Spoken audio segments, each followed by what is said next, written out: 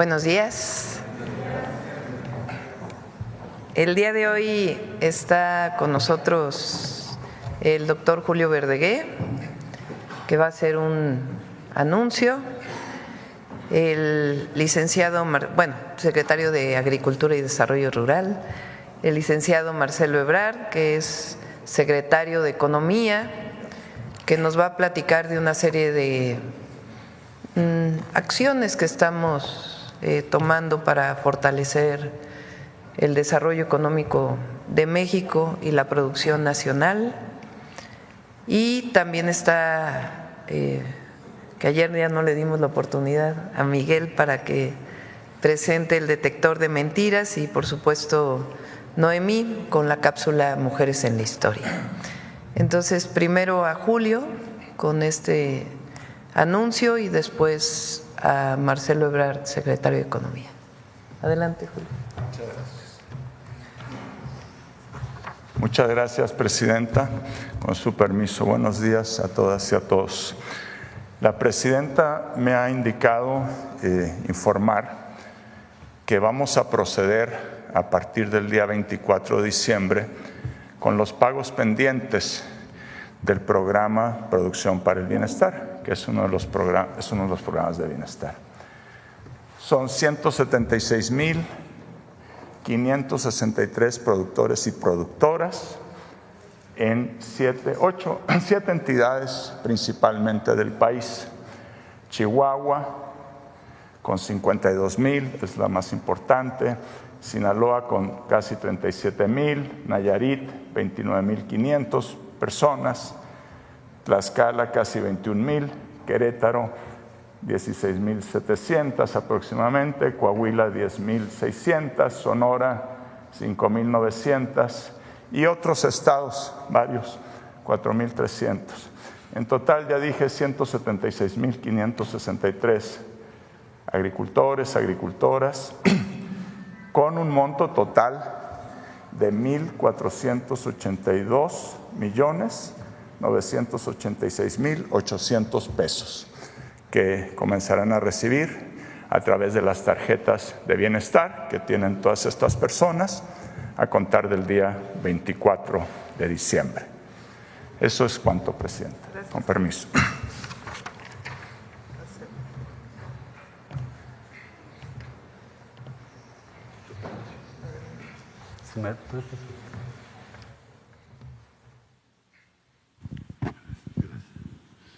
Con su permiso, presidenta. Muy buenos días. Les voy a presentar varias medidas instruidas por la presidenta Sheinbaum que tienen como objetivo, uno, evitar que se abusen de disposiciones vigentes en contra de la industria textil mexicana. Es una industria muy importante, ahora les digo por qué. Simplemente por el número de empleos, son prácticamente alrededor de 400,000 empleos. Entonces, esa es una. Y la otra es, se complementa la lista de fracciones arancelarias a las que se aplica 35%, que fue publicada en abril de este año. Y ahora hacemos un complemento de 138 fracciones arancelarias que se incluyen en este arancel.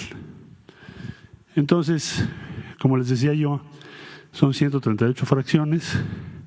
Estamos incluyendo también 17 fracciones con 15% de la importación de mercancías textiles, complementando lo que ya se había trabajado este año en el mes de abril. La segunda es aumentar la lista de los productos que no se pueden importar mediante el programa de la industria manufacturera, maquiladora y de servicios de exportación.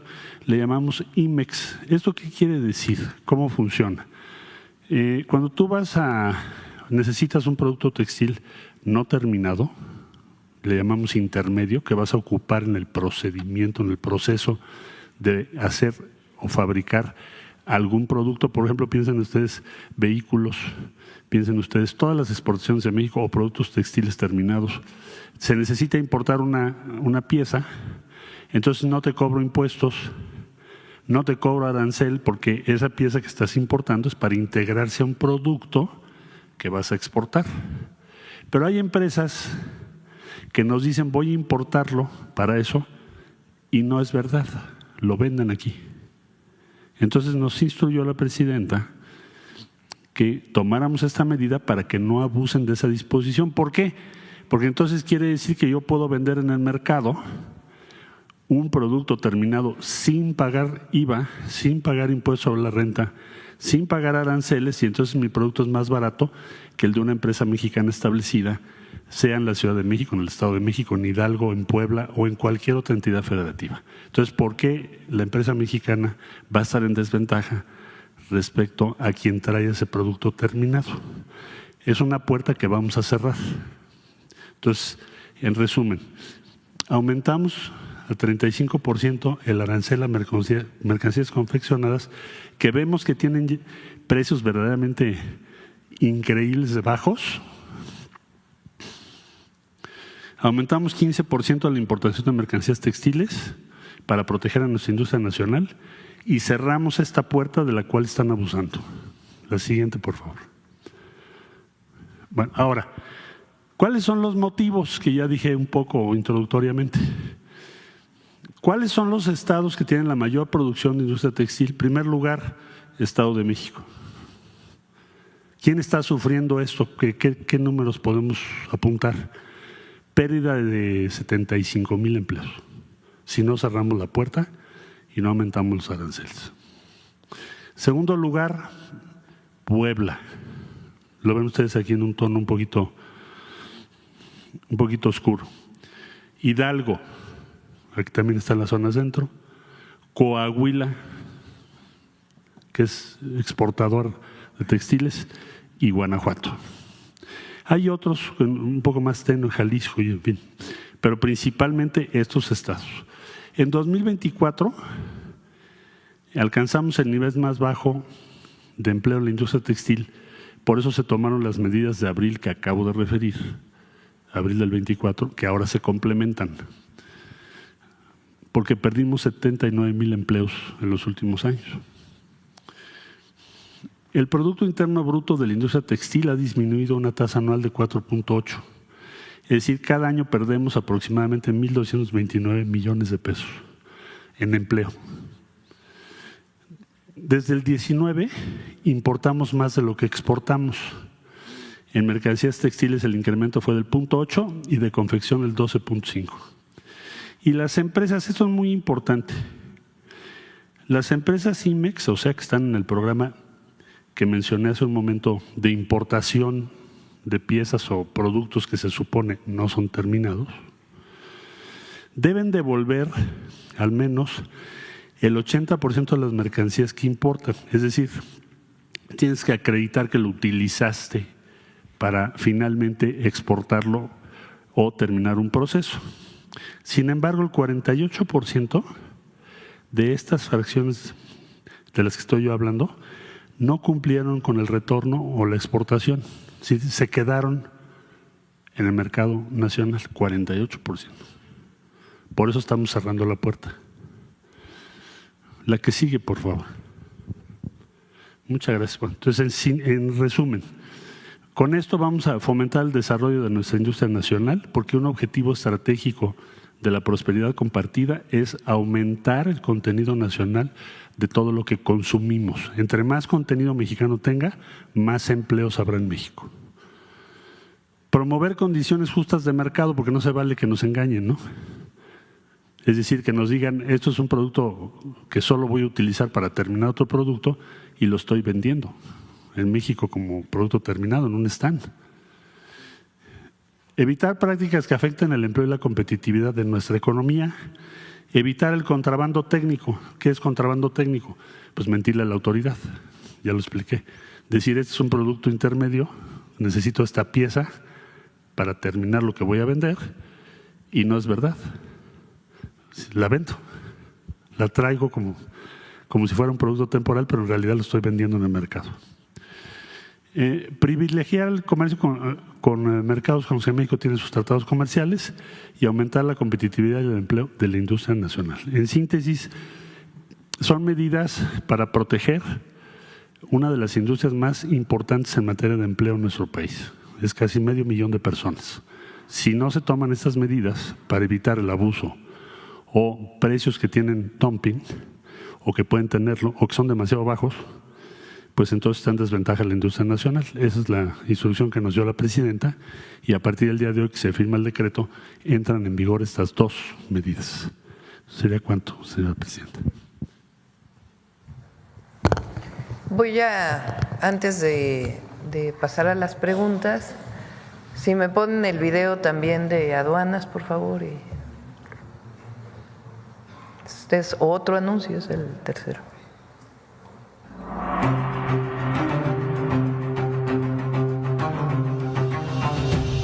Desde el inicio de la administración de la presidenta Claudia Sheinbaum, el Servicio de Administración Tributaria, SAT, y la Agencia Nacional de Aduanas de México, ANAM, emitieron reglas para abatir el contrabando, la evasión y la elusión fiscal.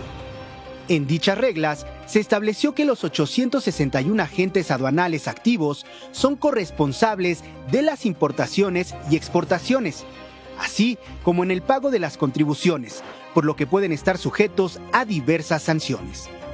Pero, ¿quiénes son los agentes aduanales? Son las personas autorizadas por el Estado para realizar los trámites de importación y exportación de mercancías de los contribuyentes ante las aduanas.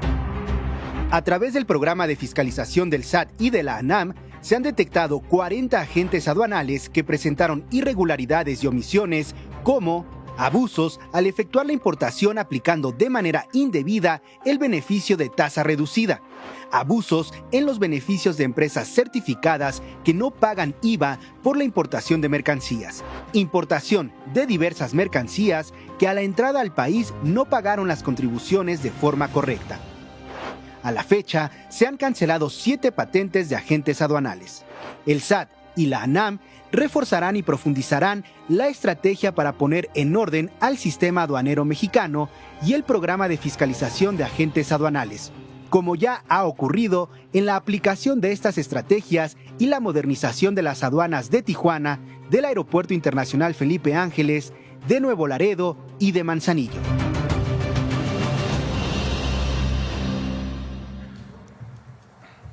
Vamos a firmar el decreto que informó el licenciado Marcelo, ¿verdad? Acompáñame, Marcelo.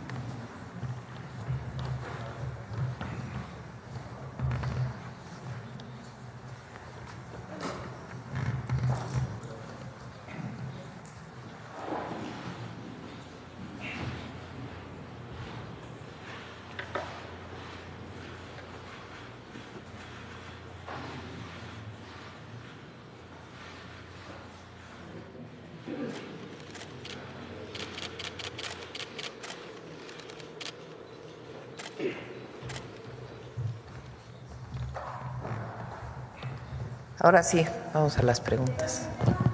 Sobre el tema, a ver aquí. Gracias, presidenta. Karen Ballesteros, de Canal 11. Primero, preguntar si tienen identificadas cuántas empresas son las que utilizan esta medida para evitar pagar impuestos y aranceles y si se aplicará alguna sanción. Marcelo, ¿quieres? Sí. Bueno, como se acaba de informar en el video, cuando menos ya confirmados son 40 de las agencias aduanales. ¿El agente aduanal qué hace? El agente aduanal pues hace una serie de funciones sumamente relevantes porque pues tiene que establecer que efectivamente son productos de acuerdo a la ley que se pueden importar sin impuestos, tienen derecho a. Entonces, una vez que se detectó esto, la instrucción de la presidenta Sheinbaum fue trabajar con el sistema de administración tributaria, con la agencia de aduanas, y ya tenemos ubicadas cuáles son las que usan esto. ¿Qué sanción procede? Bueno, en primera instancia, el retiro de la patente.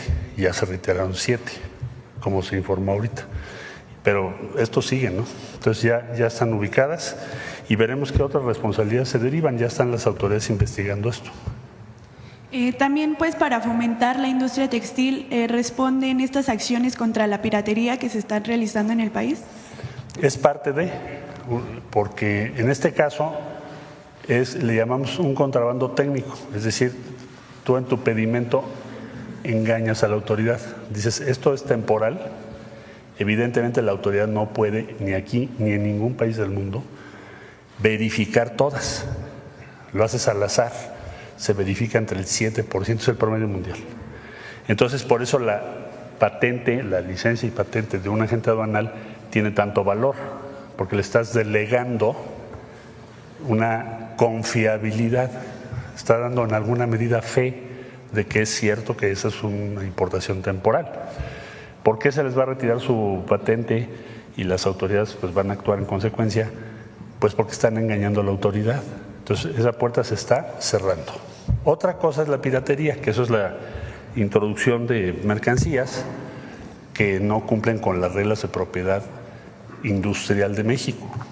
Y por eso se toparon esos operativos. Todo esto tiene como fin último que se respete y que haya condiciones igualitarias, justas, de competencia para las empresas mexicanas establecidas, porque si no están en desventaja. ¿Estos aranceles se aplicarían también a empresas chinas como Temu, Shein, que son muy populares? Bueno, no, esa es otra cosa. Esos son aranceles a fracciones específicas y no tienen dirigido a un país, sino la mercancía. Pueden ser diferentes países. ¿Y cuál es el valor total de la operación de limpieza que se ha realizado contra la piratería china? Bueno, estamos dando un reporte al día. Ayer acaba de ser en Saltillo y pues lo que tenemos es el número de piezas. El número de piezas ya vamos a llegar a 2 millones. Ok, gracias.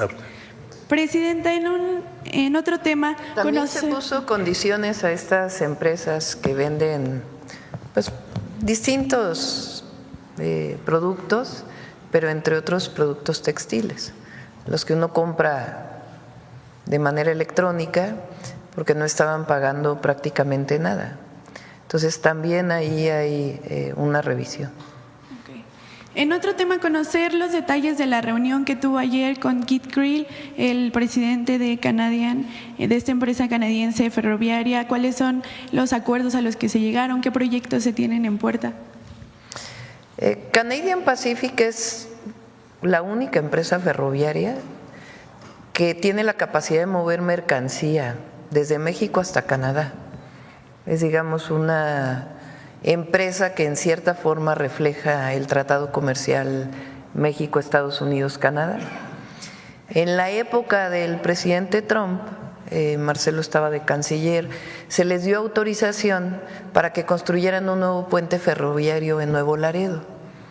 Ya está construido ese puente, que es muy importante porque Nuevo Laredo es la principal aduana de México. Y cuando vas por tráiler, pues son muchísimas horas de filas para poder pasar la mercancía del otro lado de la frontera. Entonces el llevar, o sea, el que el tren pueda pasar directo, evidentemente pasando la aduana, con distintos mecanismos, principalmente tecnológicos, rayos X y otras formas de evaluar lo que hay en cada uno de los contenedores, pues la mercancía que se produce en México, pues puede llegar hasta Canadá con las vías de Canadian Pacific. Entonces este puente ya está terminado, tiene ya todos los permisos de México, faltan algunos permisos de Estados Unidos, pero idealmente se estaría inaugurando en el mes de febrero. Entonces el objetivo pues fue platicar de los proyectos que tienen de inversión en México, de fortalecer sus vías férreas. Platicamos también de cómo van a ir paralelas las vías de pasajeros de México Nuevo Laredo y pues la invitación que me hicieron a ir a inaugurar este puente ferroviario en Nuevo Laredo. Okay. ¿Para cuándo se tiene pensado la inauguración de este puente? Principios de febrero. Okay. Están esperando algunos permisos de Estados Unidos, pero que en realidad pues ya eran parte de los permisos que se venían dando. Entonces esperemos que en febrero podamos estar inaugurando este puente que es muy importante. En otro tema, pues ayer se daba a conocer el asesinato de un agente federal en Culiacán, Sinaloa, y conocer qué detalles se le brindó en esta reunión de seguridad respecto a este caso. Se hablaba de que el autor intelectual podría ser el Mochomito. ¿Qué información tiene al respecto, Presidenta? Sí, lamentablemente falleció un joven del equipo de la Secretaría de Seguridad y Protección Ciudadana en Culiacán. Ya los detalles de la investigación los tiene que dar la propia Secretaría, pero fue pues en cumplimiento de las tareas que están desarrollando. El secretario Omar está nuevamente en Sinaloa, el día de ayer se fue para allá, va a estar pues un tiempo fortaleciendo las acciones de seguridad. El domingo vamos a Sinaloa, vamos a Mazatlán, pero vamos a tener una reunión del Gabinete de Seguridad primero y después ya las reuniones que hacemos con todos los gobernadores de revisión de las acciones prioritarias, de los proyectos prioritarios, estratégicos y después un evento de programas sociales en Mazatlán. Okay. En otro tema, pues hoy El País publica una encuesta de ENCOL en la que reporta que pues a más de 2 meses y medio de iniciada su gestión, el 76% de la población pues aprueba este mandato. ¿Qué opina? ¿Cuál cree que son los principales factores que hace que la gente esté de acuerdo con esta, con su administración? A ver, ponla, ya que lo mencionaste. El anterior y luego esta. Son 2. ¿Abajo viene más? No, es que hay una primero en donde viene mujer, hombre. ¿Cómo está la aprobación? Bueno, mencionamos esta. Es un equipo de trabajo, eso es importante. Si no tuviéramos el gabinete que tenemos, con compañeros, compañeras de mucha experiencia, trabajo, convicción en el proyecto, pues no tendríamos los resultados que hemos tenido ahora. Ahí están algunos de los servidores públicos que pertenecen al gabinete, que también fueron evaluados, todos con pues muy buena calificación, y 76% aprueba el trabajo y 21% desaprueba.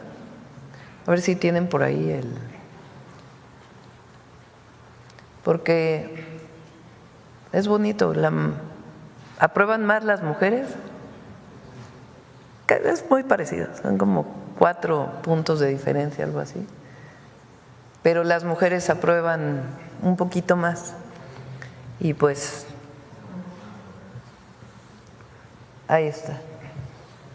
Masculino aprueba totalmente 73%, femenino 79%.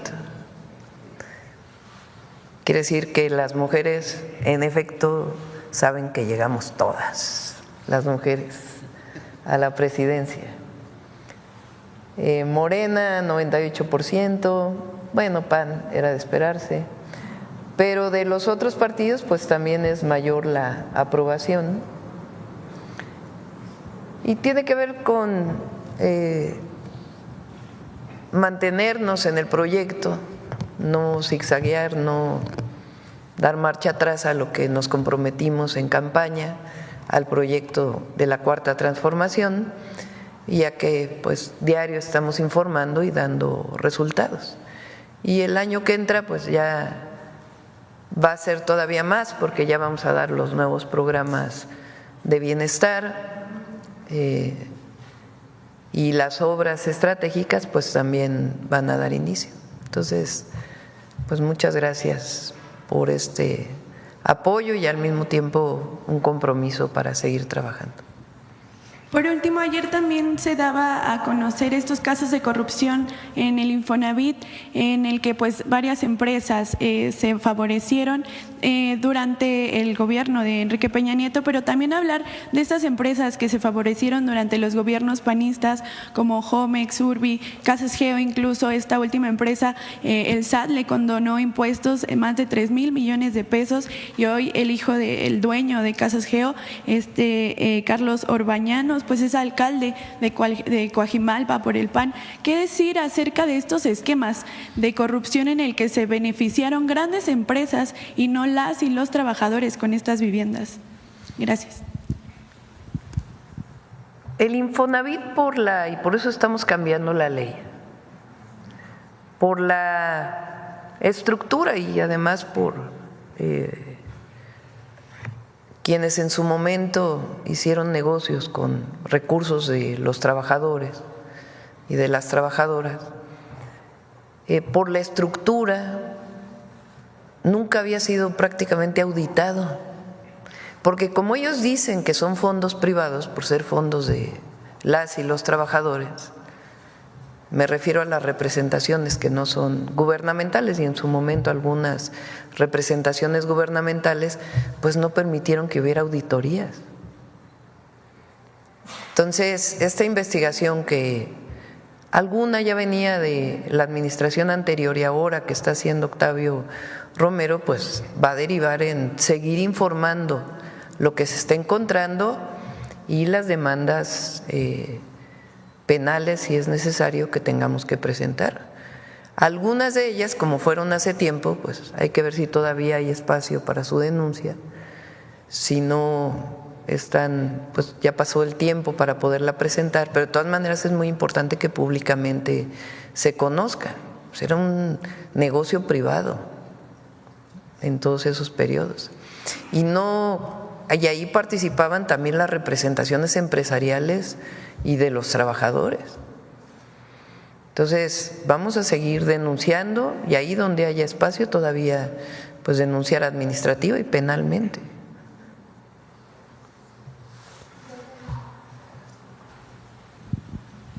Gracias, presidenta. Buenos días, Shaila Rosagel. Nada más algo del Infonavit, porque lo que estamos haciendo es proteger el ahorro de las y los trabajadores, contrario a lo que está diciendo la oposición, de que quiere haber una apropiación de los fondos. No, todo lo contrario, se van a proteger los fondos de las y los trabajadores y vamos a construir vivienda social de manera transparente para que el Infonavit cumpla con su función, que es el acceso a la vivienda.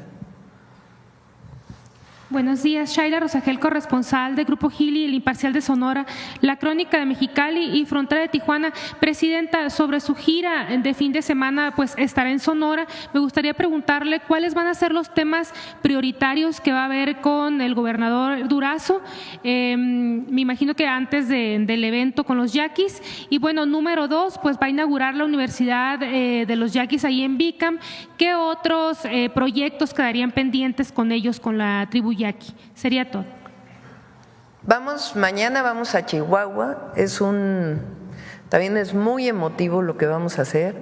Por primera vez se le van a dar tierras a los rarámuris. Es algo en la Sierra Tarahumara, es algo parte del plan de justicia que inició con el presidente López Obrador. Y vamos, como parte de ya las acciones del segundo constitucional, a entregar como propiedad a los pueblos indígenas. Entonces son 2 entregas de tierra, restituirles sus derechos de propiedad y a darle continuidad al plan de justicia. De ahí vamos a Juárez. El sábado en la mañana, en Ciudad Juárez, vamos a inaugurar el hospital, aquel hospital que quedó abandonado, que ya no le dio tiempo al presidente López Obrador de inaugurarlo, lo vamos a inaugurar nosotros, y ahí vamos a hacer un anuncio muy importante de lo que me comprometí, que son la construcción de centros, les llamamos ahora educativos y de cuidado infantil, lo que eran las guarderías o las estancias infantiles, que se pervirtió el nombre por el negocio provocado por Calderón, que llevó a la tragedia de la guardería ABC. Ahora vamos a construir con el IMSS, desde el IMSS y también con los empresarios principalmente de la maquila o exportadores, centros de educación y cuidado infantil como parte del sistema de cuidados, lo vamos a anunciar en Juárez. De ahí nos vamos a Sonora, vamos a ir con el pueblo yaqui. La universidad ya está funcionando, pero no había habido una visita, entonces vamos a ir a visitarla, vamos a inaugurar también una clínica y a darle seguimiento al plan de justicia.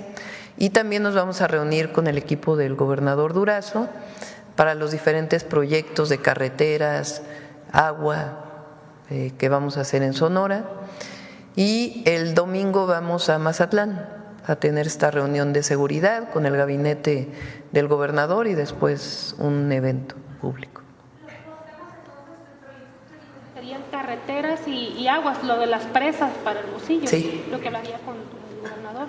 Sí. ¿Y con los yaquis quedaría algo pendiente? Sí, hay cuestiones pendientes, todavía hay cuestiones pendientes de agua, la obra que inició que todavía no termina y algunos otros proyectos que vamos a acordar con ellos. Acá del tema. Gracias, presidenta. Janet Galindo, de Grupo Transmedia La Chispa. Bueno, primero, a nivel de economía, ¿cómo va a cerrar este año? ¿Qué es lo que se está haciendo también para blindar todos los programas sociales? Bueno, el blindaje de los programas sociales tiene que ver con las reformas constitucionales que ya fueron aprobadas, es decir, todos los programas de bienestar que hizo el presidente López Obrador son constitucionales.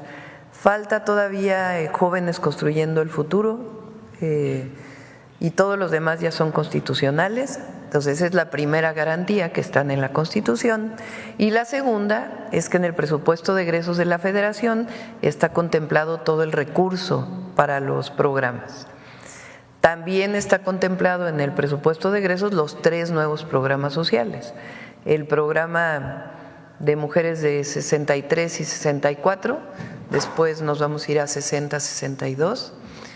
El de jóvenes o adolescentes, la beca universal para adolescentes de secundaria, que también está garantizada, y el programa Salud Casa por Casa, que también está garantizado.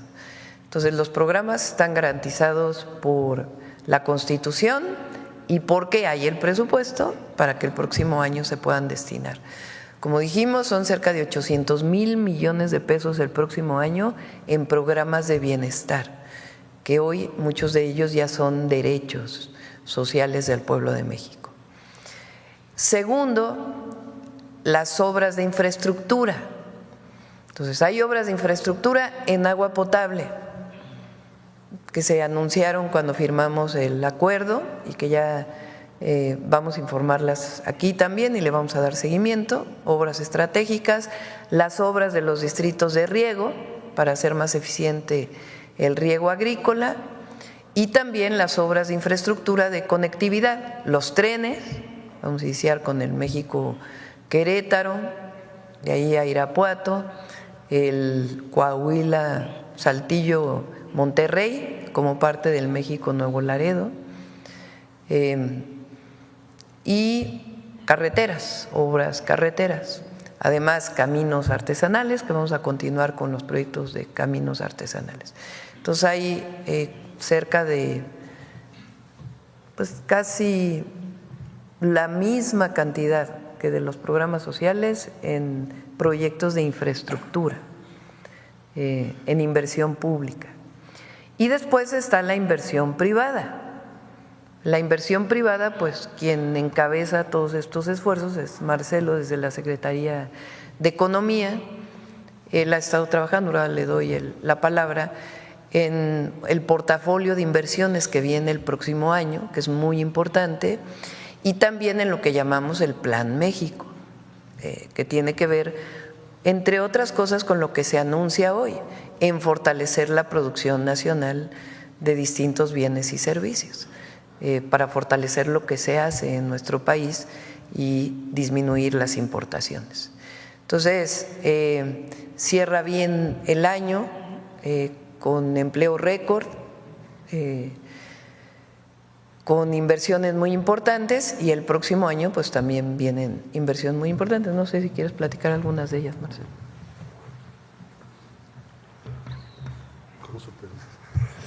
Bueno, efectivamente hemos estado trabajando el portafolio de inversión para 2025. ¿Qué es el portafolio de inversión? Es, desde luego, tener todas las inversiones públicas, infraestructura, etc., en su dimensión regional, porque hay, como ustedes saben, 10 corredores del bienestar. Entonces tenemos que saber en dónde estamos haciendo qué en el territorio. Y el esfuerzo con iniciativa privada es tener también las principales inversiones privadas para que hagamos sinergia entre unos y otros. Si eso no lo tienes disponible, es muy difícil ser eficaz o ser oportuno para facilitar las inversiones. Entonces hemos estado trabajando con muy diversas asociaciones. Por ejemplo, si ustedes me preguntan ahorita qué va a ser la industria automotriz, cuál es la carta de navegación para el año entrante, como hemos estado trabajando en esto, ya tenemos muy claramente identificadas cuáles son las inversiones específicas, no solo generales, agregadas, sino en qué se traducen. Muchos son proveedores, autopartes, y nuevos procesos, cómo acercamos a México a la producción de baterías para los vehículos eléctricos, por ejemplo. Entonces, todo eso, semiconductores, el año que entra tendremos en México muy probablemente la primera planta propiedad mexicana produciendo semiconductores ya para la industria automotriz, entre otras cadenas productivas. Entonces, todo esto en detalle es lo que denominamos portafolio de inversión. Y luego nos preguntamos, ¿qué se necesita para que esas inversiones tengan éxito? Entonces, ahí ya identificamos si es agua, si en esa zona hay agua o no hay agua, ya identificamos si tienen la toma de energía eléctrica, ya identificamos qué necesitan en cuanto a… Nos reunimos con educación pública, por ejemplo, para ver educación media superior y técnica, qué tan pertinente es lo que estamos haciendo respecto a esas inversiones, para facilitarle a los jóvenes pues, que tengan mejores empleos, ¿verdad? Entonces, es todo un esfuerzo para lograr ese propósito, facilitar la inversión y por lo tanto mejores empleos y crecimiento en las regiones del país. Le llamamos portafolio 2025 porque te metes una laptop, bueno, la presidenta, y va a tener todo en un solo plano de qué estamos haciendo todos, iniciativa privada y todas las áreas del gobierno, incluyendo gobiernos estatales. Hemos tenido muchas reuniones con los secretarios de Desarrollo Económico, porque son los que están en los estados, nos han ayudado mucho, y también a nivel municipal, para que unifiquemos las políticas, por ejemplo, con los parques industriales, pues que cumplan las normas municipales y así sucesivamente. Entonces, eso es el portafolio de inversión vinculado al Plan México. ¿Qué es el Plan México? La Carta de Navegación de México de la presidenta Sheinbaum y de la economía mexicana para lograr la prosperidad compartida y sortear las aguas procelosas que pueda haber los próximos años. Carta de navegación. Eso es lo que tenemos y es en lo que estamos trabajando todo el gabinete. Así nos lo pidió la presidenta. Gracias, secretario. Claro que nos falta, de veras, la inversión en generación eléctrica, la inversión de Pemex, la inversión para la producción de particularmente frijol y otros productos. Entonces, hay muy claro cuál es el camino para el próximo año. Que iniciará perfecto el siguiente año. Muchos ya iniciaron. Por ejemplo, la planta de producción de semilla de frijol, no sé si quieras informarlo, Julio. Okay. Gracias, presidenta. Hace unas semanas la presidenta estuvo en Zacatecas, en lo que era la antigua planta de la Productora Nacional de Semillas, que ni siquiera se privatizó, simplemente se desmanteló y se abandonó. Y eso dejó a los productores, entre otras cosas, de frijol, de arroz, sin un abasto de semillas de buena calidad.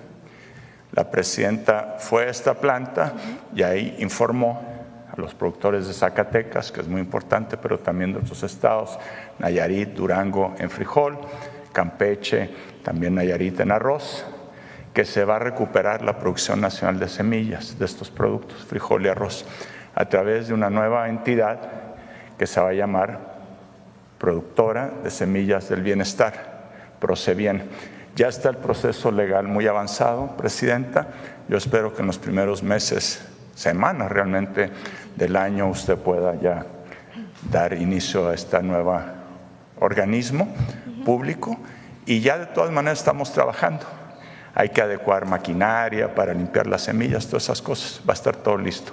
El próximo año ya tenemos un compromiso de dotar de muchos miles de toneladas de semilla de muy buena calidad, de frijol y de arroz, pues para muchos miles de hectáreas de estos productos. Si nos acompaña el clima y la lluvia, yo creo que pronto vamos a poder recuperar la autosuficiencia de nuestro país de frijol. Consumimos 1 millón de toneladas, todos nosotros, y producimos 700,000 en promedio distintos años. Nos faltan 300,000. Con esta semilla y otros apoyos y servicios que se darán a los productores, financiamiento, acompañamiento técnico, apoyo a la comercialización, muy importante. Con todo esto esperamos que en el curso del sexenio México no tenga que importar frijol, lluvia mediante. Muchas gracias. Gracias. Gracias, Presidenta.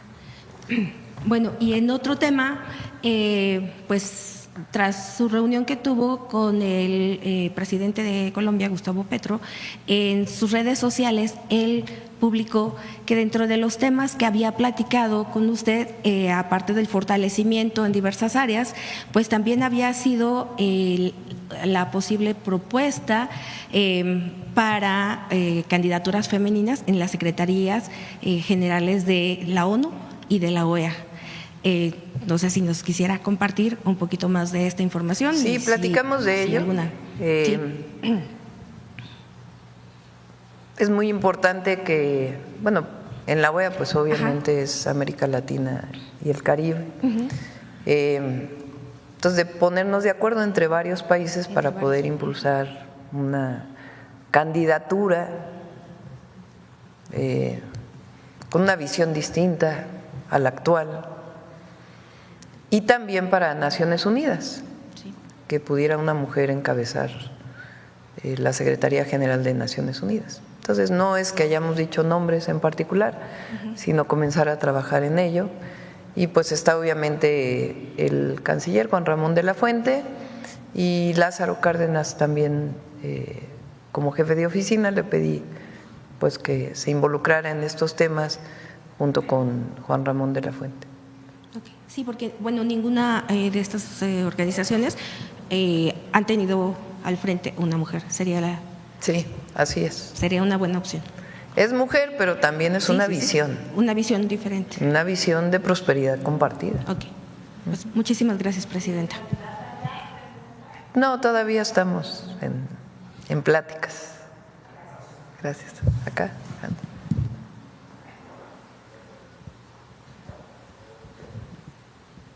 Buenos días, Presidenta. Hans Salazar, de Noticiero en Redes.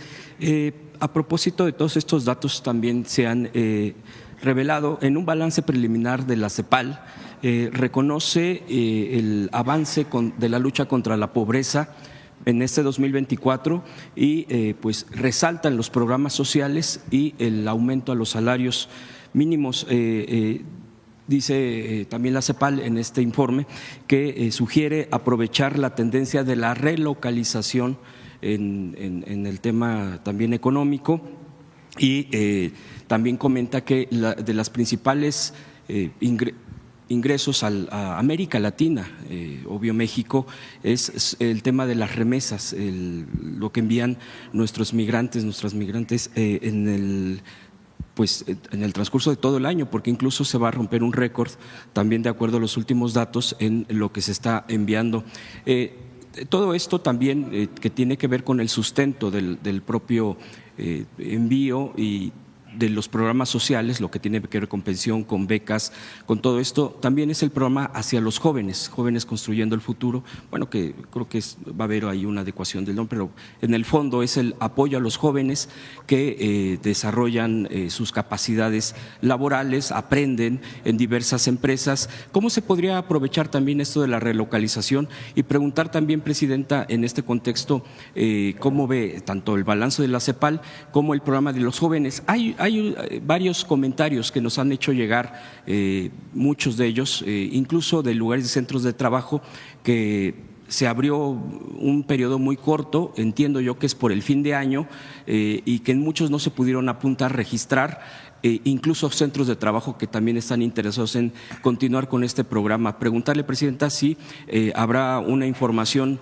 al respecto de este programa para el próximo año, cómo se estará ampliando en todo el país, cuál será esto y cómo se podría aprovechar en la parte económica, porque México tiene un potencial de jóvenes impresionante. Jóvenes Construyendo el Futuro abrió sus inscripciones, digamos. Se cierran, pero eso no quiere decir que se cierran para todo el año. En febrero, si mal no me equivoco, abre nuevamente. Es como un mes hay entrega y otro mes se abre. No es que ya con lo que pasó ya no se pueden inscribir el próximo año, tanto empleadores como jóvenes que quieren incorporarse al programa. Entonces, vamos a pedirle a Marat que informe, que les dé la información para que la puedan tener, porque a lo largo de todo el año sigue abierto el espacio para que se puedan inscribir. Jóvenes Construyendo el Futuro, pues es un gran programa porque no solamente incorpora a las y a los jóvenes al empleo, sino que permite, sobre todo a pequeñas empresas, comercios, que puedan incorporar a un joven que va a recibir su primer salario por parte del gobierno a través de este programa y después, entonces le beneficia a la pequeña empresa y después hay una incorporación de más del 50% de estos jóvenes ahí a donde iniciaron su trabajo. Entonces, pues es un impulso también a la economía. Jóvenes Construyendo el Futuro continúa, tiene metas muy importantes y la parte de la reforma constitucional también se va a dar, es nada más un ajuste ahí que es importante hacerlo. El modelo mexicano, que es el modelo de la Cuarta Transformación, de la economía moral, de lo que llamamos el humanismo mexicano, es único en el mundo. Parte primero de erradicar la corrupción, el régimen de corrupción y privilegios que privó en México principalmente durante todo el periodo neoliberal, que si se fijan es parte de lo que se está haciendo también ahora con lo que se anuncia hoy. Es quitarle la patente a agentes aduanales, pues es porque había corrupción, porque estaban mintiéndole a la autoridad. No sabemos qué mecanismos había para hacerlo así, pero ahora son corresponsables, antes no eran corresponsables los agentes aduanales de que se pagaran o no se pagaran los impuestos, ahora sí. Entonces esto nos lleva a que 40 agencias aduanales se estén investigando y que se les haya quitado las patentes. ¿Eso qué va a representar? Más ingresos al erario para poderlos destinar a programas sociales, a inversión pública y a otras acciones que impulsen la economía de nuestro país, disminuyan la pobreza y las desigualdades. Entonces, parte de erradicar el régimen de corrupción y privilegios, parte de que el pueblo de México tiene derechos, derecho a la educación, toda la visión del periodo neoliberal de que la educación, la salud, el acceso a la vivienda eran mercancías o privilegios para unos cuantos y quien no las tenía era su problema personal porque a lo mejor no había trabajado lo suficiente para poder ganárselo, pues aquí la visión es distinta, son derechos de las y los mexicanos. Entonces, fortalecer el derecho a la educación, a la salud, el acceso a la salud, el acceso a la vivienda, y por eso lo que estamos haciendo en el Infonavit, pero también a la pensión universal adulto mayor, al empleo a través de Jóvenes Construyendo el Futuro y fomentar el desarrollo económico con una visión distinta, los salarios. Durante todo el periodo neoliberal se planteó que si aumentaba el salario mínimo iba a haber inflación, pero además no iba a haber inversión extranjera directa. Y ahora, aumentando el salario mínimo, no solamente no hay inflación, sino que estamos en récord de inversión extranjera directa en el país. Entonces, es una visión de un modelo económico que estamos impulsando, que inicia con el presidente López Obrador y que nosotros le estamos dando continuidad y fortaleciendo en ciertas áreas. Nosotros somos convencidos de las energías renovables, entonces vamos a darle más impulso a las energías renovables, aunque tiene su fortaleza Pemex y lo que se ha hecho hasta ahora, pero vamos a impulsar el desarrollo sostenible. Entonces, es un proyecto que da como resultado pues mejores niveles de vida en el pueblo de México, disminución de la pobreza, disminución de las desigualdades y mejor calidad de vida para las y los mexicanos. Lo que estamos planteando ahora es fortalecer lo que quedó del 2018 al 2024, esa base, y avanzar más. Y ese avance tiene que ver con los nuevos programas de bienestar, con seguir aumentando el salario mínimo, con impulsar la inversión pública, con seguir impulsando la soberanía alimentaria y también con el impulso a la inversión privada a través de un modelo que llamamos el Plan México y los polos de bienestar. Y ahí pues la defensa que estamos haciendo también del Tratado Comercial México, Estados Unidos, Canadá, que ha ayudado a Canadá, ha ayudado a México y ha ayudado a Estados Unidos. Y la relocalización de las empresas pues es justamente producto de este tratado y de una visión de que la globalización y la producción, particularmente en China, pero también en otras regiones de Asia, pues ha generado problemas de competitividad a la economía de Estados Unidos, pero también de América. Entonces, vamos a seguir impulsando la relocalización de las empresas de Estados Unidos y de otros países, privilegiando con aquellos países que tenemos tratado comercial, pero impulsando que se fabrique en México una buena parte de lo que hoy importamos. Entonces, esa es la visión y por eso está dando resultados. Hay una visión, hay un proyecto, hay un modelo, hay un pensamiento y al mismo tiempo hay resultados. Porque podría haber esto y no haber resultados. Eso le da una fortaleza al modelo del humanismo mexicano que no tienen otros países.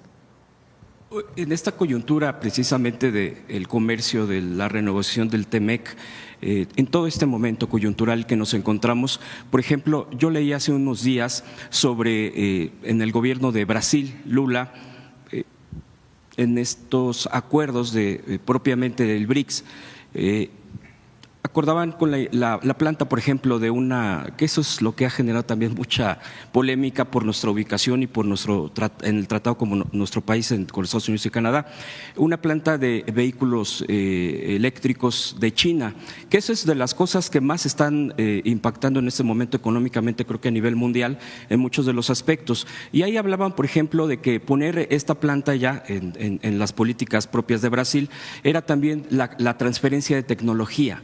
Es decir, no solamente es llegar, generar empleos, etcétera, sino también la transferencia de tecnología. ¿Cómo se está aprovechando? ¿Cómo se puede aprovechar a propósito de esta coyuntura y poder renegociar con empresas que se instalen en México, que sí generen empleos, pero que también que los jóvenes aprendan, que conozcan las pues cosas también que traen estas empresas, pero que también se formalicen en estos acuerdos, en estos convenios y que universidades como la UNAM, por poner un ejemplo, hay muchas universidades que están haciendo un excelente trabajo. La propia secretaría que de CONACYT a secretaría será cómo aprovechar esta transferencia y si se está poniendo atención en eso, Presidenta.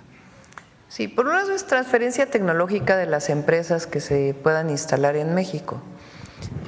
Ahora estamos haciendo varias cosas en ese sentido y particularmente en el Instituto Nacional de la Propiedad Intelectual para fortalecer las patentes mexicanas. Ahora, México tiene una fortaleza muy grande que no se ha traducido en todo su potencial para el desarrollo tecnológico. Y es justamente uno de los planteamientos que hicimos en los 100 puntos que presentamos en el Zócalo. Entonces, estamos trabajando lo vamos a ir presentando poco a poco en el próximo año, pero uno de los proyectos es el auto mexicano, que está sobre todo en el segmento de los autos pequeños, autos compactos, que se han desarrollado en otros países y que nosotros queremos que ese sea el modelo o los modelos del auto mexicano que están en este segmento de auto compacto, de mini autos, en algunos lugares le llaman.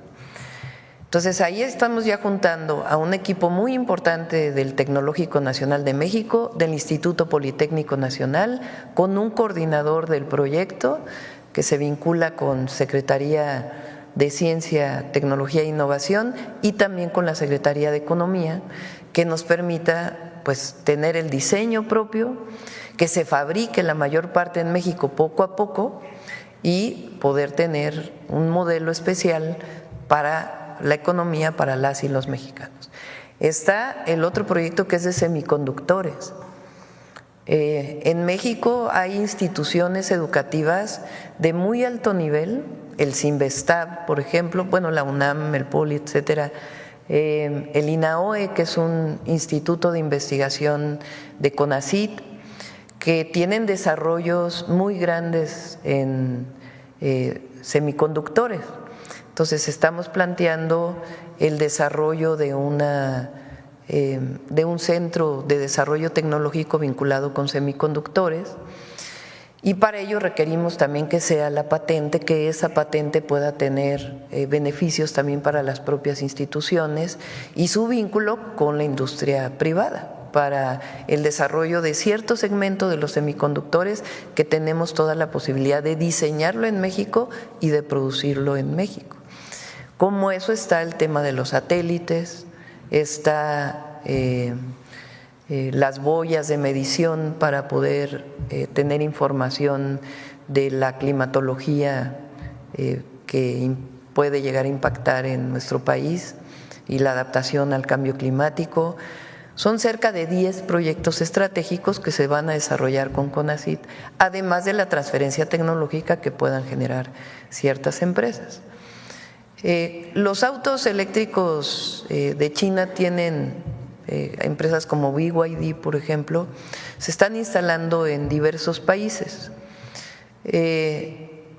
Nosotros estamos privilegiando los países donde tenemos tratado comercial.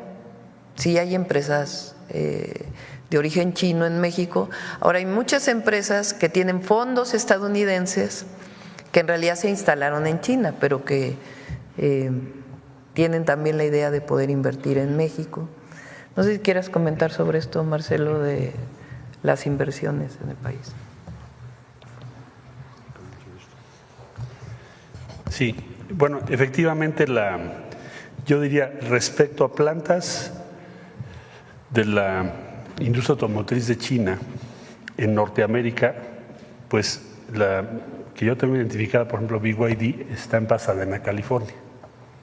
Hoy tienen del orden de 1,000 ya trabajadores. Producen principalmente camiones y autobuses para el mercado.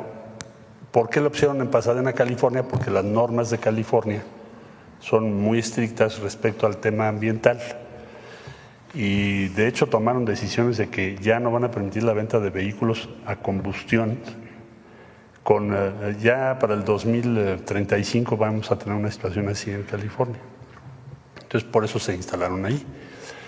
Este tema sobre todo en los últimos meses, se ha politizado mucho en función de un estudio de una empresa en Estados Unidos que señalaba que México estaba siendo el lugar en el que estábamos haciendo la producción dentro del Tratado de Libre Comercio. Esto es falso por dos razones. Primera, muy breve, no podemos exportar nada que no cumpla las reglas de origen. Las reglas de origen te obligan a que el 70% de tu vehículo sea hecho en Norteamérica. Entonces es evidentemente falso el argumento. Además de que no tenemos ninguna planta todavía. Y el segundo argumento que se manejaba es que nosotros estamos promoviendo la inversión de muchísimos productos, de muchas plantas provenientes de China para eludir el tratado, que también es falso, porque sí hay inversión, pero siempre en las exportaciones mexicanas se observa la regla de origen. ¿Por qué se hace esto? Porque hay un objetivo, justificar aranceles contra México. Es toda la razón. Ahora bien, regresando a lo que tú decías, pues hay una gran competencia en el mundo. En México está presente también la industria automotriz china con vehículos como los que ya conocemos, pero también les daría un dato. La marca principal fabricante de vehículos que importa desde China a México es General Motors, no BYD. Es más o menos el 40% del total de los vehículos que se importan a México. Eso tampoco lo dicen en sus comentarios. ¿Por qué? Me preguntarás tú. ¿Por qué razón? Bueno, pues porque General Motors tiene una joint venture en China, que es el segundo mercado del mundo, ya va a ser el primero en industria automotriz. Tiene una joint venture con una empresa en China para producir vehículos que venden en China. Y una parte de esos vehículos los traen a México para venderlos en México, no en Estados Unidos.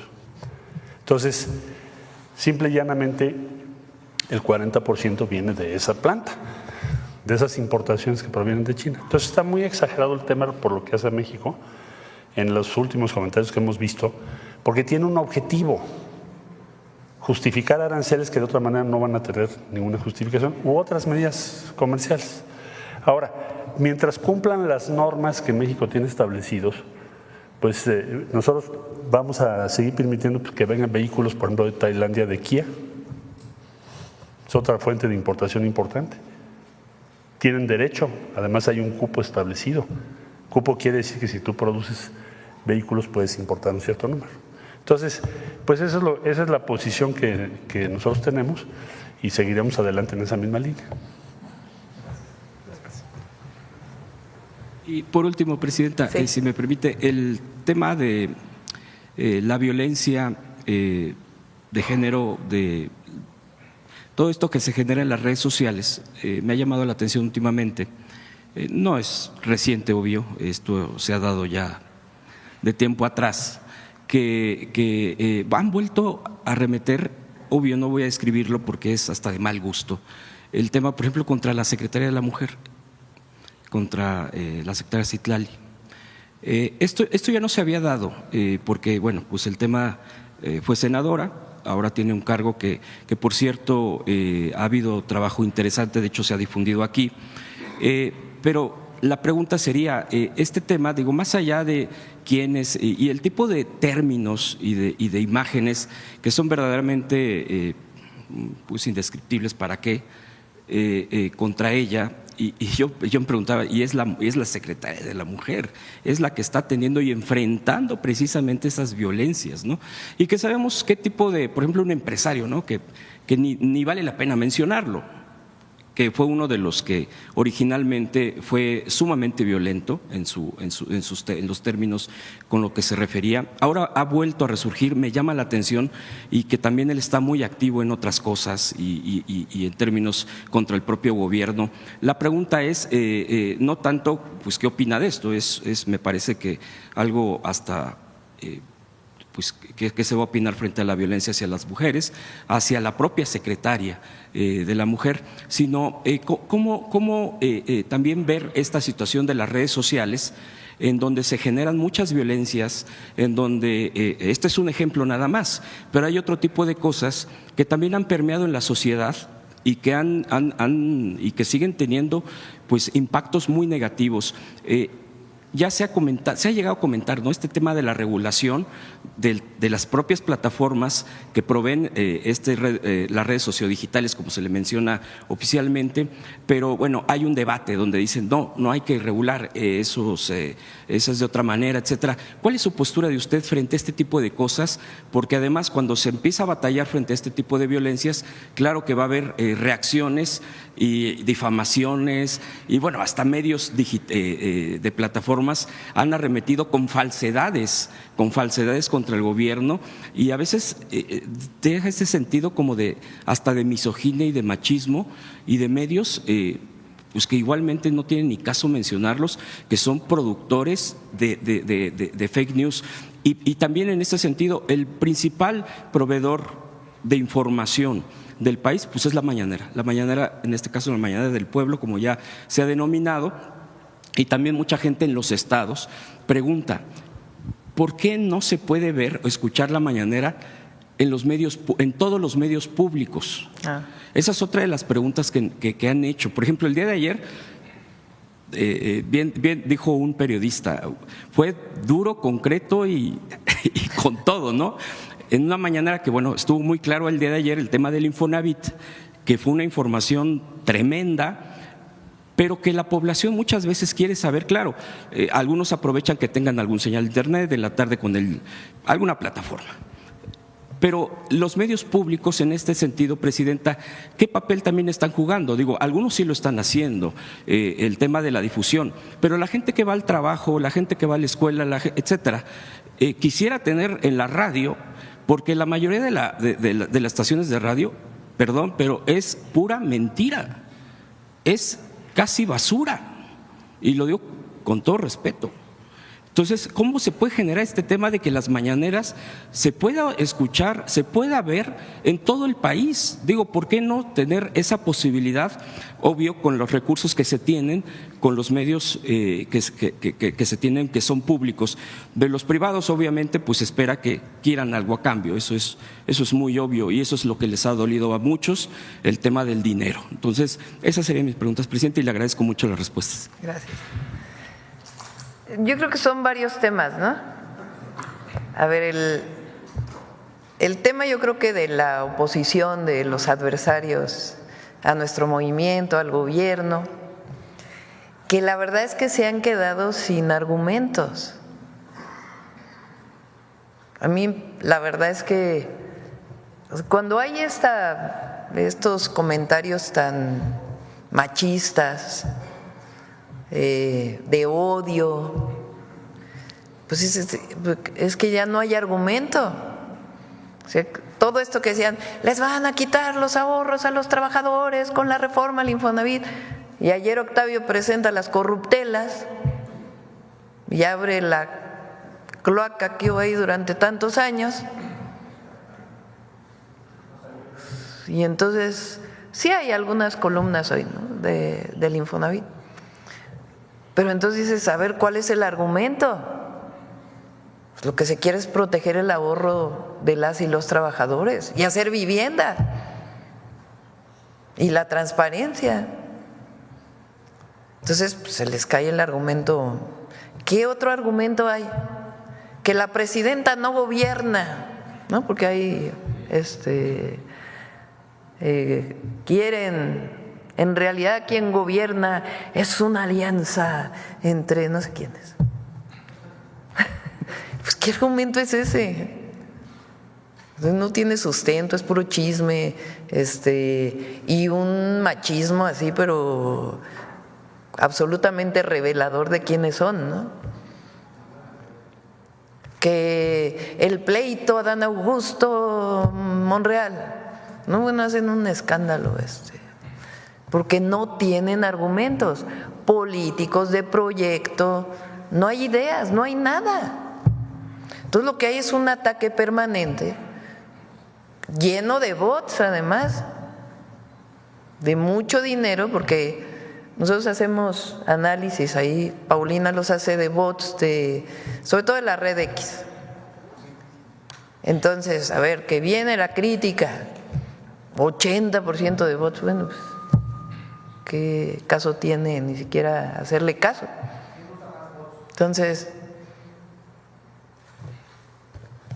es que son, por ejemplo, sale una tendencia Infonavit antes de ayer, ¿no? Porque ayer pues ya cambió porque como salió la información de la corrupción, pues entonces era Infonavit. Y ves las redes y le quieren robar los fondos a los trabajadores y hay cuentas que tienen 3 seguidores, 5 seguidores, o ves las cuentas y tienen más seguidores, pero son los mismos del narcopresidente, de la narcocandidata, de las mismas. Entonces, con que hagas un pequeño análisis te das cuenta que en realidad no hay tal oposición o tal vicio, sino que en realidad pues son comprados para generar una tendencia en una red que además, por cierto, pues cada vez tiene menos fuerza.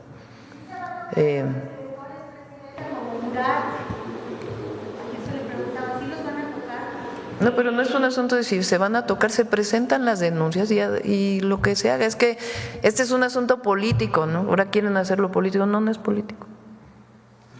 Es un asunto de defensa del ahorro de los trabajadores. Entonces, sí, pero ustedes están poniendo nombres. Entonces, la mayor corrupción de lo que se mencionó ayer se dio en el último periodo de Peña. Y otras que vienen de antes, ¿no? Pero además una visión del Infonavit de cobrarle y cobrarle y cobrarle a los trabajadores. O sea, de que nunca acabes de pagar tu deuda a través de créditos de años y años y años de pago o desalojos porque no se podía pagar la vivienda. Entonces, lo que nosotros estamos planteando, aunque va a presentar las denuncias que tengan que presentar en Infonavit, es porque estamos cambiando la ley. La ley se está cambiando para que el director general del Infonavit pueda tener la dirección, la rectoría del Infonavit, que desaparezcan 2 direcciones que no tienen sentido, que es la de la representación empresarial y la representación sindical, y que siga siendo un organismo tripartita donde todos decidan, las organizaciones empresariales, las organizaciones de los trabajadores y el gobierno, pero que no se preste a esta opacidad. ¿Por qué el INAI nunca hizo nada con el Infonavit? Que tanto defendían. ¿O por qué no dicen que no permitían que entrara la Auditoría Superior de la Federación a hacer auditorías? Entonces, no hay argumentos. O sea, díganme un argumento que se haya dado de la oposición o de sus dirigentes empresariales de la oposición, como el Junior X, que tenga fundamento. Es un odio, una crítica, tremendo. Ya salieron a defender también al dirigente del PAN. Entonces, ¿a qué se dedican? Pues a una campaña de odio, de enojo, pues en vez de estar tan enojados, que se sienten a ver si realmente tienen un proyecto de nación, porque no tienen, solo es la crítica a lo que representamos nosotros. Y miren qué impacto tiene, ahí está la encuesta de hoy. Entonces, pues sí, están un poco desesperados.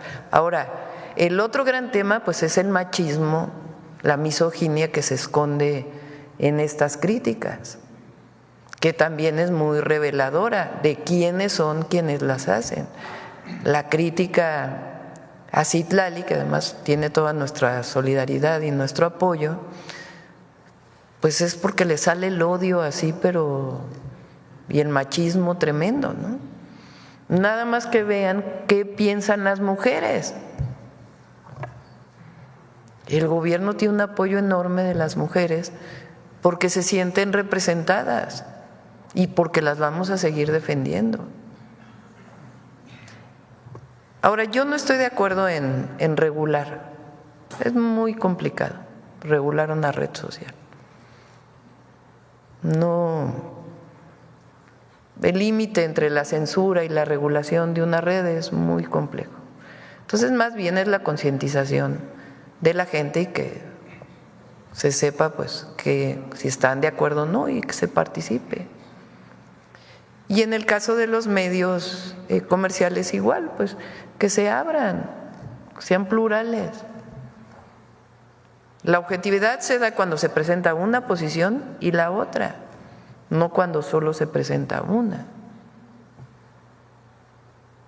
Y bueno, también afortunadamente pues están todos ustedes que hacen un trabajo muy importante. Y en los medios públicos están trabajando los medios públicos, digamos, nacionales o los del gobierno federal, para hacer una red de medios públicos nacional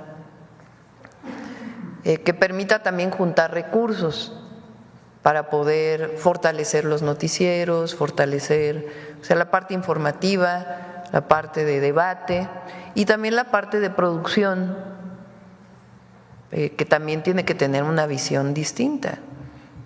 Están pensando en producir series, producir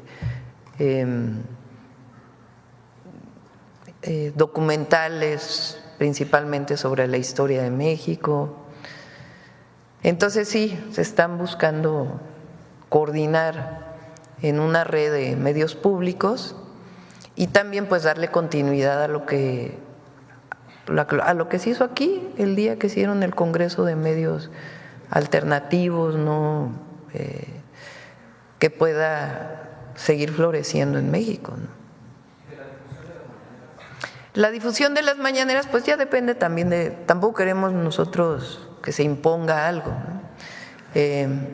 Entonces en esta red de medios públicos pues ya tomarán su definición, porque es muy distinto un medio gubernamental a un medio público.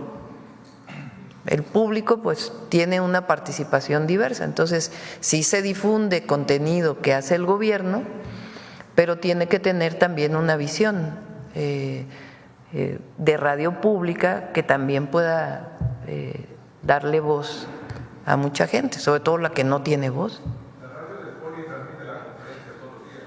Sí, el Canal 11, pero muchos medios, decía Hans, locales, porque la mayoría de los estados tiene un sistema público, tienen radio, tienen televisión, las universidades también. Entonces es importante que se haga una red de medios públicos que puedan tener información distinta también a la de los medios comerciales, que se difundan otras cosas que normalmente no se difunden, pero que no acaben siendo medios gubernamentales solamente de difusión de lo que hace el gobierno, ¿no? Sino que den voz a quienes no tienen voz en nuestro país. Ya fue doblemente Sonora y luego vamos a ir a Sonora, ya está doblemente representado Sonora el día de hoy en la mañanera. Gracias, presidenta. Demián Duarte de Sonora Power. Pasado mañana vamos a Sonora. Sí, bueno, empezando por ahí, bueno, va a ser un honor de veras recibirla en nuestro estado en su primera visita oficial ya como presidenta de la República. Pues en Sonora usted tiene muchos seguidores, tiene mucha admiración también por su trayectoria y por lo que representa. La verdad es que vamos a estar ahí muy atentos a los resultados de su visita. Justamente en este contexto, presidenta, quería yo comentarle un par de datos muy relevantes que han estado circulando en mi estado.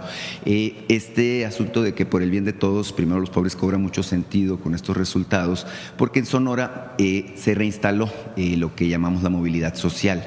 Mire, los últimos resultados que presentó el Coneval hablan de que en mi estado 246,000 personas salieron salieron de la condición de pobreza. Es una reducción muy importante de 8 puntos respecto al 29% que había de personas en Sonora en pobreza, ahora es el 21%.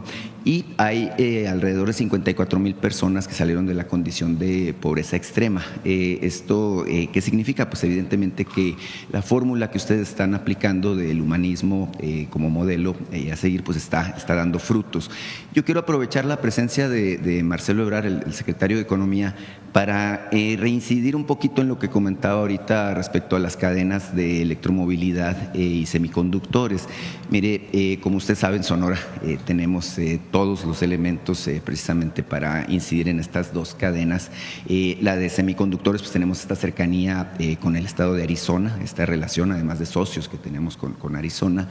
Y en el caso de la electromovilidad, pues es evidente que tenemos el litio. La vez pasada que platicamos aquí hablamos del asunto de las patentes del litio. Se sabe que ya la empresa Litio MX está por anunciar cosas importantes al respecto. Y bueno, evidentemente tenemos el litio, tenemos el cobre, tenemos grafito, molibdeno, bolastonita, pero también tenemos la experiencia en el desarrollo de estos procesos.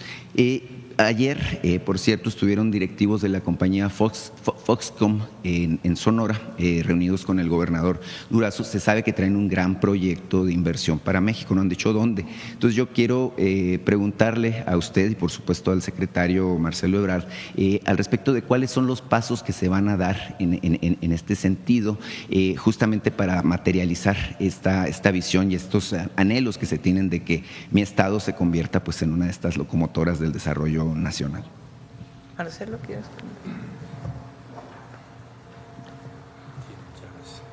Con su permiso. Bueno, yo diría brevemente, la instrucción que tenemos es de consolidar el Plan Sonora. ¿Y esto en qué se traduce específicamente?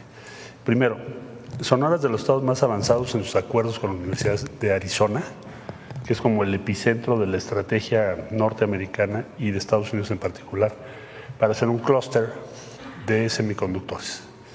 Entonces hay un avance considerable. Yo diría que de los 4 entidades federativas que empezaron a trabajar ya hace algún tiempo con este clúster, pues es la que lleva más avance. Nosotros, ¿qué tenemos que hacer? Facilitar que esto tome más velocidad, tengamos pronto estas inversiones. Básicamente tiene que ver con prepararnos para poder desarrollar en México diferentes procesos. Segundo, desde luego todo lo que está en torno al litio-mex, también hemos estado trabajando con ellos. Como usted sabe, la Secretaría de Economía regula lo que tiene que ver con minería y la prioridad que nos ha marcado la presidenta Sheinbaum es que México pueda acelerar su producción respecto al litio y también poder tener una batería en México, empezar a construir, a fabricar baterías en México. También Sonora es otro punto clave. Tienen un buen avance en Guaymas, tienen un buen avance en lo que tiene que ver con la zona o el paso fronterizo, Nogales. Tenemos ya también toda una serie de empresas que actualmente han sido visitadas, tanto en Taiwán, Foxconn es taiwanesa, tienen un proyecto de inversión enorme, lo tenemos dentro del portafolio de inversión, y Sonora es una de las posibles localizaciones de parte de esta inversión. Entonces yo diría que vamos a lograr en 2025 pues dar otro paso importante para consolidar ese plan que, repito, y con esto cierro el comentario, pues se diseñó, es el primer plan que diseñamos juntos México y Estados Unidos, con miras a todo lo que estoy hablando, electromovilidad, semiconductores y competitividad. Es como un buen ejemplo de lo que deberíamos hacer a mayor escala. Y se los vamos a exponer, porque está siendo exitoso. Y Sonora va a tener éxito sin duda alguna, porque han tomado muchos pasos.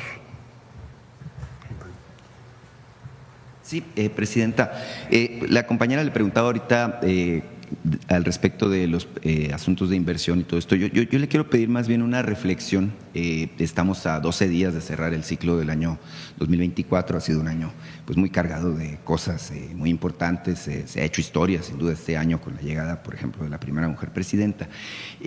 Con este antecedente yo le quiero pedir que nos comparta su punto de vista respecto a qué panorama, más allá de la captación de inversiones, qué panorama podríamos esperar los mexicanos con el año que está justamente por llegar. El 2025 plantea retos importantes, pero creo que también oportunidades de gran nivel para nuestro país. Entonces, si nos puede comentar al respecto. Va a ser un buen año. Vamos a consolidar esto que hemos hablado de los proyectos de inversión. Se van a consolidar todavía más los programas de bienestar y los nuevos programas.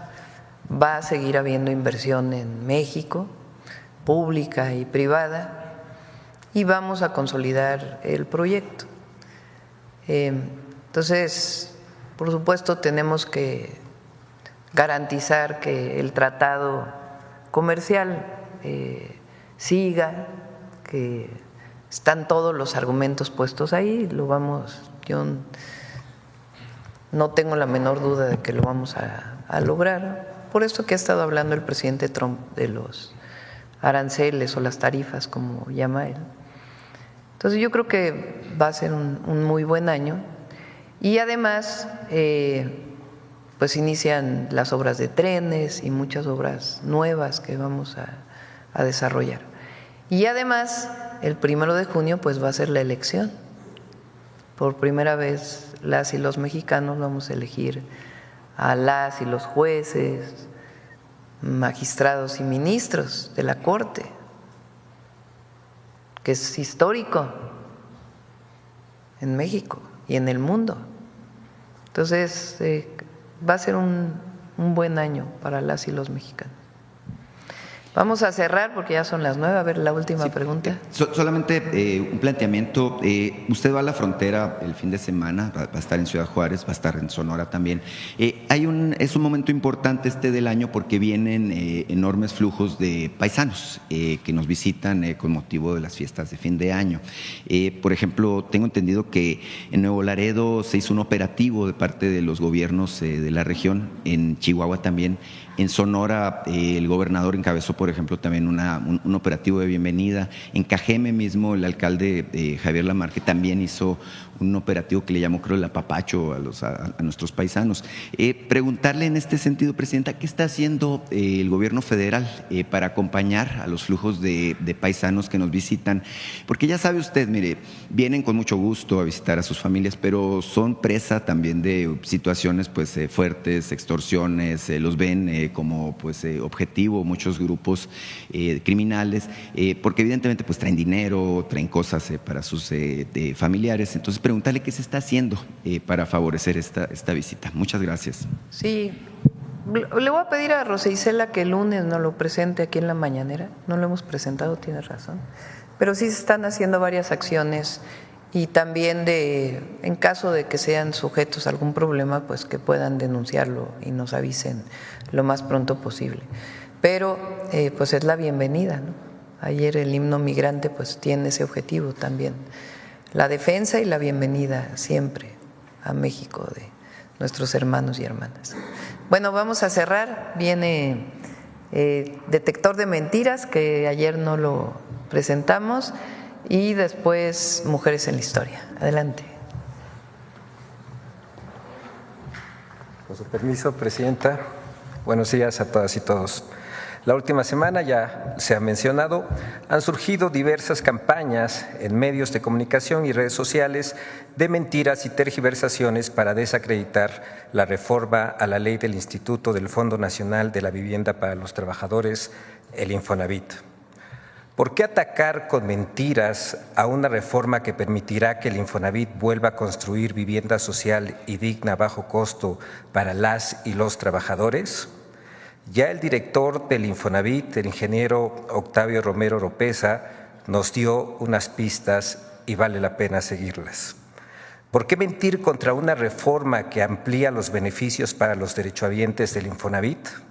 Veamos el video del detector de mentiras de esta semana.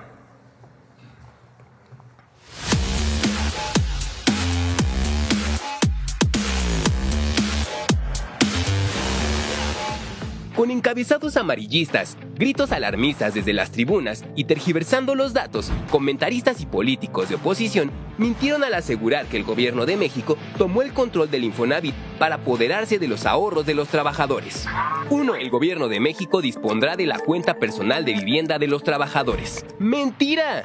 El Infonavit es un organismo de servicio social que administra el Fondo de Vivienda de los Trabajadores de México y es facultad de su Consejo de Administración, compuesto de manera tripartita por representantes de los trabajadores, de los empleadores y del Gobierno de México, decidir sobre las inversiones que realice el instituto y los financiamientos que obtenga. Esta facultad no es nueva ni se le dio al Infonavit a partir de la reforma recientemente aprobada. Además, el texto de la reforma especifica que en ningún momento implicará el destino de recursos del fondo en beneficio de personas que no sean derechohabientes. 2. El Gobierno de México tomó por asalto al Infonavit. ¡Mentira! La reforma mantiene la composición de la Asamblea General y el Consejo Administrativo del Infonavit. Solamente reduce el número de integrantes de estos órganos, conservando la integración tripartita y la representación paritaria. La reforma no otorga nuevas facultades del Gobierno de México sobre el Infonavit. 3. La empresa filial del Infonavit construirá 1 millón de viviendas. ¡Mentira! El programa de vivienda y regularización del Gobierno de México contempla la construcción de 1 millón de viviendas a lo largo de la administración de la presidenta Claudia Sheinbaum, de las cuales 500,000 serán construidas por el Infonavit a través de una empresa filial y las otras 500,000 por la Comisión Nacional de Vivienda. 4. La Secretaría de Hacienda no garantizará los recursos del Fondo de Vivienda del Infonavit. ¡Mentira! Es el Infonavit quien administra el Fondo de Vivienda de los Trabajadores de México, no la Secretaría de Hacienda, y es independiente al presupuesto de egresos de la Federación, elaborado por la Secretaría de Hacienda. Además, el programa de vivienda y regularización con el que se construirán 1 millón de viviendas implicará la inversión federal de 600,000 millones de pesos.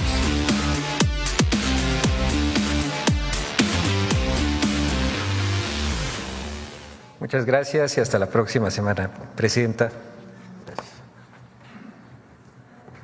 En la última parte, cuando se habla de Hacienda, que es importante, como el Infonavit da créditos, tiene la misma normatividad que un banco. Entonces, su normatividad tiene que cumplir con la Comisión Nacional Bancaria de Valores. Eso va a permanecer, eso no va a cambiar. Hay otra parte que tiene que ver con la construcción de viviendas, pues que tiene que tener también su visión. Entonces sí es importante porque también se han estado diciendo esas mentiras. Y ahora sí, mujeres en la historia. Permiso, presidente.